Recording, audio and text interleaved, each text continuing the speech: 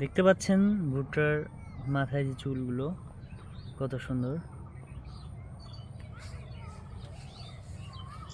আর হ্যাঁ, এটা হচ্ছে দিনাজপুরের জমিনে ভুট্টা লাগানো হয়েছে।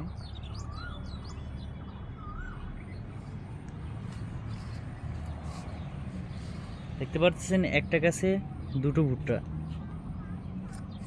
এই যে একটি গাইজ দেখতে পাচ্ছেন ভুট্টা ইতিমধ্যে, এই যে একটু আপনাদের দেখানোর চেষ্টা করতেছি ফোকাস করে।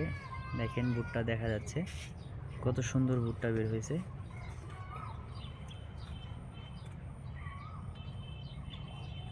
ওয়াও,